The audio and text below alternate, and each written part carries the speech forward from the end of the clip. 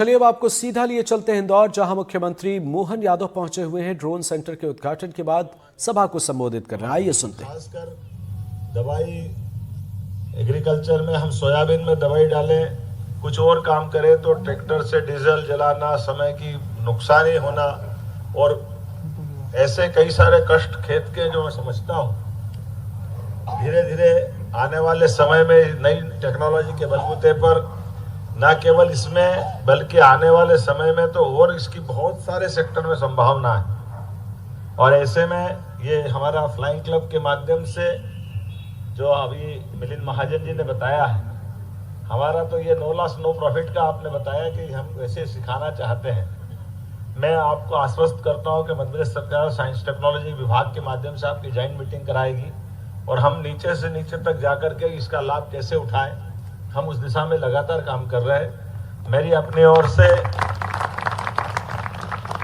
आपको यही आश्वासन देना चाहूंगा कि आप पूरे प्रदेश का प्लान बनाएं। आपके अलावा भी इसको नीचे जाकर के मास्टर ट्रेनर कैसे तैयार हो, हमारे इस काम के आधार पर टारगेट तय करें, किस किस प्रकार से हमको बढ़ना चाहिए, कैसे कैसे बढ़ेंगे। हमारे लिए बहुत बड़ी संभावना का ये क्षेत्र है। और जैसा कि माननीय प्रधानमंत्री जी की कल्पना है कि 2030 तक भारत विश्व में ड्रोन टेक्नोलॉजी की राजधानी बन जाए, ये बहुत बड़ा संकल्प है। इस बलबूते पर कि जब हम इसको लीड करेंगे, ऐसे में हमारे लिए ये बड़ी संभावना का क्षेत्र है और मध्य प्रदेश इसमें लगातार आगे बढ़ रहा है।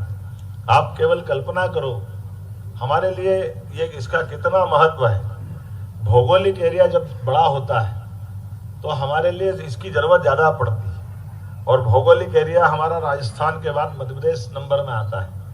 और जब विविधता की बात हो, हमारे वन्य संपदा, वन्य जीव, आइए माननीय सांसद जी, आपका भी अभिनंदन है।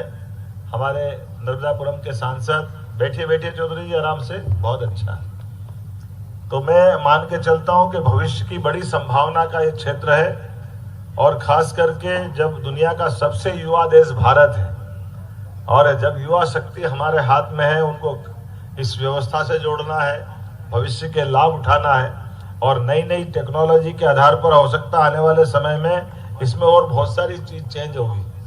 हमारे ट्रैफिक मैनेजमेंट के सिस्टम से लगा करके हमारे यहाँ बड़े बड़े मेले होते हैं। जैसे अभी हमारा सिमस्त आने वाला प्रयाग का तो 2 दिन बाद चालू हो जाएगा और बड़े दूसरे प्रकार के भी मेले हमने सबने देखा। इंदौर जैसी जगह में भी हमारे पास छोटे छोटे मामले में कहने के लिए तो अटपटा लगेगा, लेकिन वीवीआईपी का काफिला जा रहा है तो जो जाम लगता है, ऐसे में उसका मार्ग निकालना कि हमारे लिए बेहतर से बेहतर तरीके से कैसे यातायात को सुव्यवस्थित किया जाए। फसलों की बात मैंने कही है।